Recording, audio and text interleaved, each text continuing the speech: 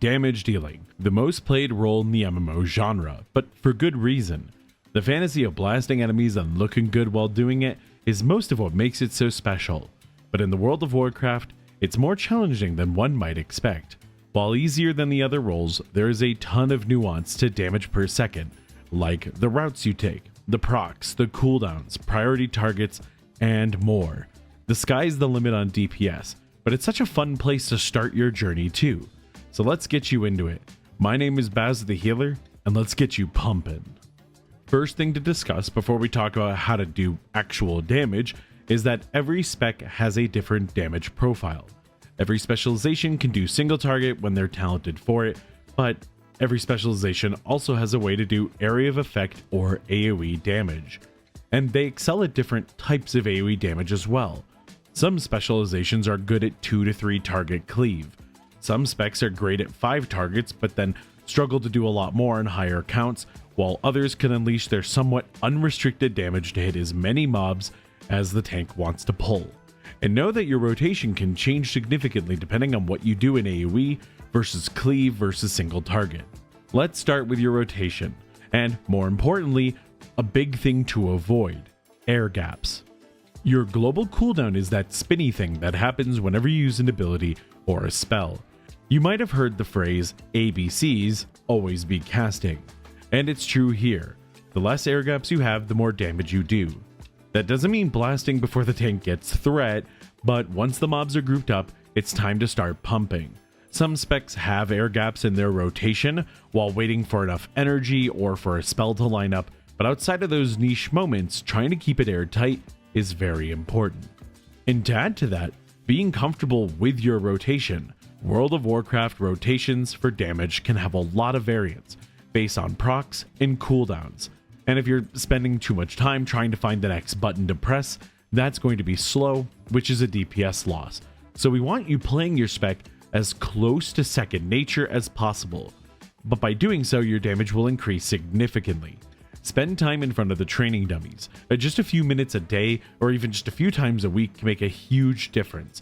I do this very regularly when I'm playing specs, just because I play so many specs. It's nice to be able to warm up and quickly get back into the rhythm of what I have to do. And after you're comfortable with your rotation, it's time to speed up every other aspect of damage dealing, like target acquisition, getting comfortable tabbing or tab to scan early to find your priority targets, clicking on nameplates quickly to find or swap targets. But speeding up that targeting acquisition process will lead to less gaps in damage as you target around, especially when it comes to interrupting mobs, crowd controlling mobs, etc. Yes, every DPS contributes to the control of enemies, and yes, you can afford the damage loss. So having your crowd control and interrupt effects on easy to hit keybinds does wonders for your damage, because you're spending less time doing the control and more time doing damage. And the absolute same can be said about your defensives and your self-healing. Know how to protect yourself. You are responsible for your own health bar. Your healer is there to catch you if you fall. However, they have 5 players to worry about, and if they're in raid, upwards of 20. The more responsible you can be for your own health bar, the better. Defensives should be close by, just like your crowd control buttons, so that you can easily click on them or hit them with your hand without a sweat. We want to make sure we live and defend ourselves quickly, again, so we can focus on the blasting. Remember, the largest damage loss that a group can sustain is losing its DPS, so your life is pretty important. Now, let's finally talk about cooldowns. These are the moves that power you up, give you a special attack, an install state, summon a friend to help you fight, or whatever. The first rule, and the easiest one to remember, is more is more. Some specs have 1 minute cooldowns or a 30-second or 45-second cooldown. Some are 2 minutes, and then some of them are 1.5 minutes. And it's important to get as much value out of these cooldowns as possible. So if you can get 80 to 90% of a cooldown effectively used, I think you should use it. There are times in dungeons and boss fights where this won't work. Like if it's too low level of content, you might just want to pop the cooldown because you're not going to get 80 to 90% of any cooldown out. There are additionally times in dungeons and in boss fights where you're going to want to hold your cooldowns. If you know your tank is about to do some crazy pull and you've coordinated it and you know you should spend your cooldowns, maybe you hold for one pull to make sure it works. But if you're holding for more than one pull, this can get a little dicey, because again, more is more. If we can get more casts of your cooldown, that's going to be more damage overall. Now, in raid and in dungeons, especially in raid boss fights, you might find that your cooldowns are coming up right as a mechanic comes up. If that mechanic is going to select you and make you have to run around and do something, maybe don't press your cooldowns until the selection period is over, so that you know you don't have to spend your cooldowns. But more often than not, using your cooldowns more often is always worth it. A great example of this is Devastation Evoker.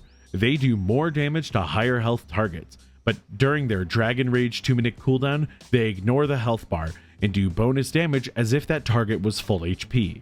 So it's actually a good idea if your cooldown's coming up mid-boss fight to pop your cooldowns. You wouldn't want to hold it. You'll get a ton of damage out of that moment. And then another instance of more is more, Bloodlust. Bloodlust, Heroism, Timewarp, Primal Rage, Fury of the Aspects. These are all the same move technically, and they give your entire raid a haste buff of a flat 30%. And note that this is flat haste, this is not the stat of haste, so it scales a little bit differently. And it also incurs a 10-minute exhaustion debuff, so you can't use it back to back. You're going to have to wait 10 minutes before you get another Bloodlust out. This is one of the biggest damage windows offered to a team.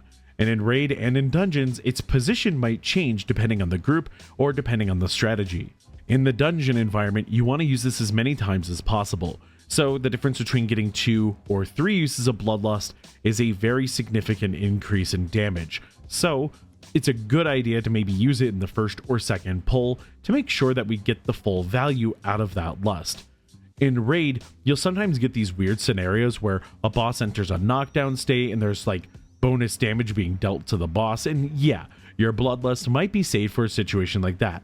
Someone will pop it, everyone will get the buff, and you'll all be blasting. But outside of the niche scenarios where you're holding it for a cooldown or two, or you're waiting for a vulnerability phase, the highest amount of damage in any fight is the start of a boss fight, or the start of a large AoE pull. It's that beginning of a fight where players have their cooldowns and they're all willing to spend and blast all their damage is going to be where you get the most value typically.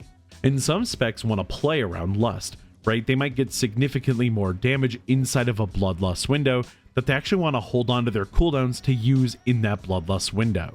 So to go back to Devastation Evoker, yeah, I can use Dragon Rage partway into a boss fight and get the full benefit of my mastery, doing that extra damage as if the target had full health. But it is almost always more damage if I send Dragon Rage at the exact same time I Bloodlust.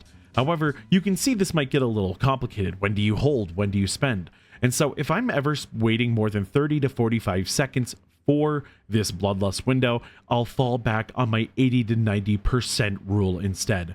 Will I get 80 to 90% of this cooldown? Yes. Then I'm going to spend it, right? No, then I might wait for the next pull, especially if that pull is Bloodlust. You know what else you can have huge percentage uptime on? Being subscribed. This is my full-time job now, so every subscriber really does help the channel. I'm able to make full-time content creation work because of all of you, so hey, thank you so much. Melee and ranged DPS should always be positioned for the fight and for whatever's coming up next. Pre-move and even move between your casts to ensure that you're close enough to where you want to be. Make sure your healers can hit you, the enemies are between the tank and you, and your next movement isn't going to be terrible. Warlocks can really struggle with this limited mobility, as can Shadow Priests. Warlocks can move, sure, but the problem is it either costs their health bar or a longer resource like a gateway. But simply being in a good spot to respond to mechanics, hit the enemies, and be ready for the next group movement will limit how often you are late to the party or out of position for a healer or a team mechanic. Just because you have a 40-yard range doesn't mean you should be standing at 40 yards. There are many times that a mechanic is coming up that does require some precision. If you can already be at the optimal location or against the last mechanic on the floor ready to drop more, whatever it is, you're going to save on many fronts. Cleaner arenas make for less panic during mechanics, pre-positioned for movement means more spell uptime after moving and before movement, and we're wasting less time overall because we picked a good spot to be in the first place. If you are new here, this is a slow skill to develop. You need to learn the encounters and fights to know where to stand. But many players ignore this even after months of grinding.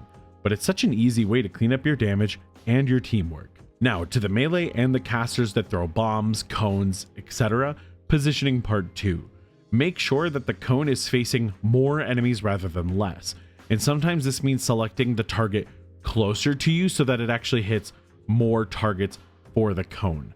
Pyre on Devastation Evoker, which is similar to moves such as Hand of Gul'dan, Shadow Crash, etc. You're going to want to aim for the target in the center of the pack.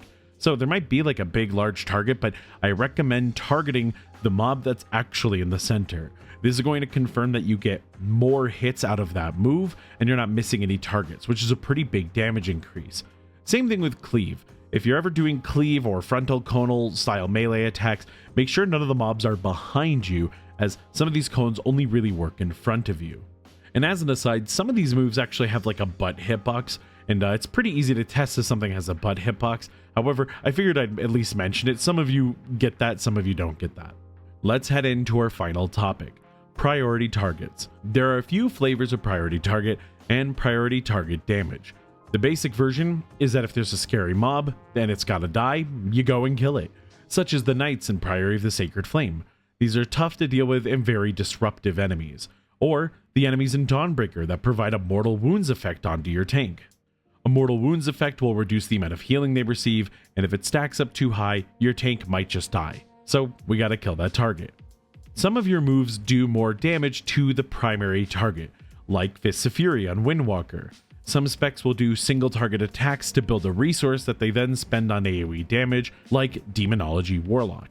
Make sure if you have prior target damage that you're using it on the priority target. And some specs in your party, like a Balance Druid, might lack priority damage, and thus rely on others to help out in that category as they swap more from hardcore AoE to single target. Then we have Funnel. This is when you get resources from having a lot of things out. Feral's bleeds are actually a great place to talk about this. The more bleeds they have, and I think it's specifically Rip, although I might have that wrong, the more chances they get at a free full damage bite. Bite does cleaving damage, but it does a majority of its damage to the priority target.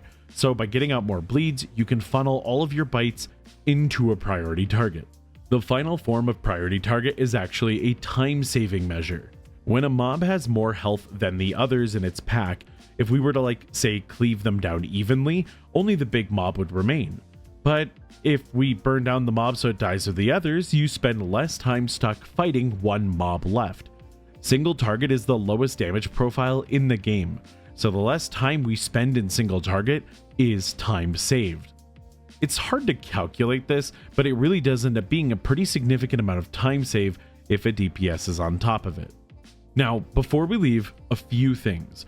First of all, read your guides for your DPS spec, and then as you start learning and getting comfortable with the spec, read them or watch them again. I always find as I acclimate to a spec that I end up retaining so much more by going back and rereading the talents or the guides to make sure I didn't miss anything. Especially read the guides on itemization. You don't need to follow a best in slot list, I feel like that's a recipe for disaster, but know your stat weights and why you want a certain amount of stats. And when it comes to enchantments, embellishments, etc., it's always worth doing it on gear that you're going to use for a while, but the info as to what's good and what you should be using for enchantments or embellishments, or even just on items in general, might change from season to season. So every time there's a major patch, I highly recommend going and checking out the guides or the patch notes to see what happened and what might have changed to your favorite spec. And hey, that's going to do it for this one. I promise you, practice makes perfect, so make sure you get in those reps and those rotations, and once you get used to it, DPS is a total blast. If you have any other questions, let me know. Otherwise, hey, I'll see you in the next one. Take care, friends.